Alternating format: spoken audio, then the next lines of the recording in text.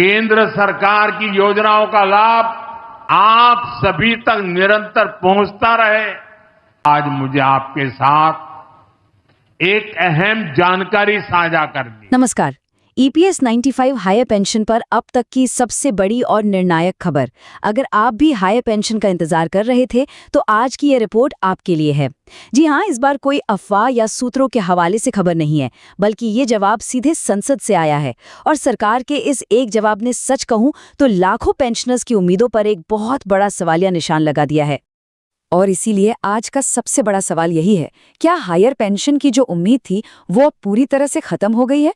संसद से आए एक सीधे जवाब ने लाखों पेंशनर्स की धड़कनें वाकई बढ़ा दी हैं, और ये सवाल आज देश के हर कोने में पूछा जा रहा है। तो चलिए, आज की इस पूरी पड़ताल में हम यही समझेंगे कि आखिर संसद में ऐसा क्या हुआ, सरकार ने इतना साफ साफ क्या कह दिया, पेंशन इतनी कम क्यों मिलती है, इस पर भी बात करेंगे। और सबसे जरूरी कि अब आगे का रास्ता क्या है। तो बात शुरू होती है संसद की कार्यवाही से। मामला तब गरमाया जब लोकसभा में ईपीएस 95 पेंशन को लेकर वो सीधा सवाल पूछा गया, जिसके जवाब का इंतजार देश के लाखों पेंशनभोगी आप जैसे लोग न जाने कितने सालों से कर रहे थे। सवाल एकदम सीधे और साफ थे। पहला, क्या पेंशन का हिसाब किताब आज भी उसी पुरानी 15,000 रुपए की लिमिट पर हो रहा है? और दूसरा, जो कि सबसे अहम सवाल था, क्या सरकार इस 15,000 की लिमिट को हटाकर आपकी पूरी सैलरी, मतलब एक्चुअल बेसिक सैलरी पर पेंशन देने का कोई प्लान बना रही है? इन्हीं दो सवालों में लाखों लोगों का भविष्य टिका था। और इन्हीं सवालों पर, जिनका जवाब देश के करोड़ों कर्मचारी और पेंशनर सालों से मांग रहे थे, सरकार ने अपना रुख बिल्कुल साफ कर दिया है। और यहीं से निकल कर आती है आज की सबसे बड़ी ब्रेकिंग न्यूज। इन सवालों के जवाब में श्रम मंत्री श्री मनसुख मांडविया ने संसद में वो जवाब दिया जिसने महीनों से चल रही हर तरह की अटकलों और उम्मीदों पर, आप कह सकते हैं कि एक झटके में विराम लगा दिया। उन्होंने साफ शब्दों में कहा, फिलहाल सरकार के पास ऐसा कोई प्रस्ताव विचाराधीन नहीं है जिसके तहत ईपीएस 95 पेंशन की गणना को सीधे कर्मचारी के वास्तविक मूल वेतन से जोड़ा जाए। ये अपने आप में एक बहुत बड़ा और निर्णायक बयान है। अब समझिए कि इस एक लाइन के जवाब का मतलब क्या है। इसका सीधा मतलब है कि पेंशन कैलकुलेशन के लिए जो 15,000 रुपए की ऊपरी सीमा है वो वैसे की वैसी ही लागू रहेगी। सरकार उसे हटाने पर फिलहाल कोई विचार नहीं कर रही है। मतलब पेंशन के मौजूदा सिस्टम में कोई बड़ा बदलाव नहीं होने जा रहा है। अब यहाँ पर एक सवाल तो मन में आता ही है कि जब ये मांग इतनी पुरानी है, इतनी जायज़ है, तो आखिर सरकार इसे आगे बढ़ा क्यों नहीं रही? इसके पीछे सरकार का तर्क क्या है? देखिए, सारी समस्या की जो जड़ है वो यही 15,000 रुपए की सीमा है। आप खुद सोचिए, किसी की सैलरी 50,000 हो या 1 लाख, लेकिन उनकी पेंशन का जो हिसाब होगा वो सिर्फ 15,000 पर होगा। और नतीजा, रिटायरमेंट के बाद हाथ में आने वाली पेंशन बहुत कम हो जाती है। देखिए, सरकार का जो तर्क है वो पेंशन फंड के पूरे फाइनेंशियल स्ट्रक्चर से जुड़ा हुआ है। ये स्कीम एक फिक्स्ड कंट्रीब्यूशन और फिक्स्ड बेनिफिट वाले मॉडल पर चलती है। मतलब इसमें एक हिस्सा आपकी कंपनी की तरफ से आता है और एक छोटा सा हिस्सा सरकार भी देती है, और इन्हीं पैसों से पूरा पेंशन फंड चलता है। सरकार की सबसे बड़ी चिंता है इस फंड की स्थिरता।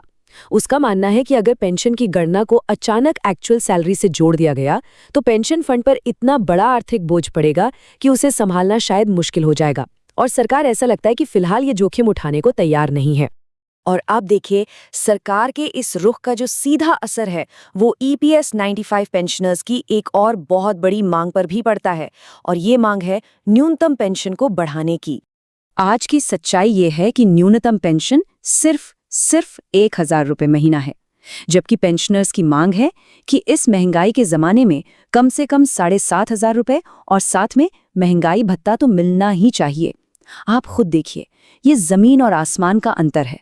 और अब जब सरकार ने ये साफ कर दिया है कि वो पेंशन कैलकुलेशन के मूल ढांचे में ही कोई बदलाव करने के मूड में नहीं है, तो जाहिर है इसका एक नकारात्मक असर न्यूनतम पेंशन बढ़ाने की उम्मीदों पर भी पड़ता है।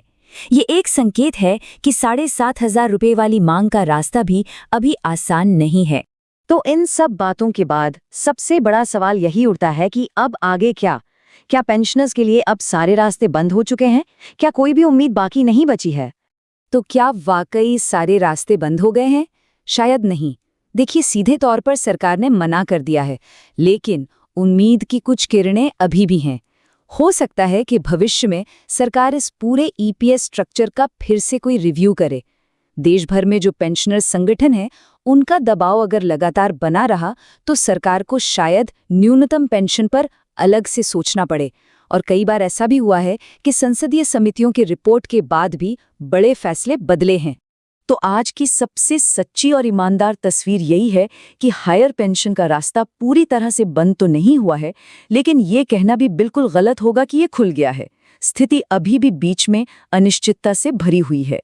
सरकार ने फिलहाल अपना इरादा साफ कर दिया है। 15,000 की सीमा बनी हुई है और हायर पेंशन का प्रस्ताव ठंडे बस्ते में है। लेकिन जैसा कहते हैं, लड़ाई अभी खत्म नहीं हुई है। अब देखना ये होगा कि क्या भविष्य में, शायद 2026 तक, इस कहानी में कोई बड़ा और नया मोड़ आता है। यही आज का सबसे बड़ा सवाल है।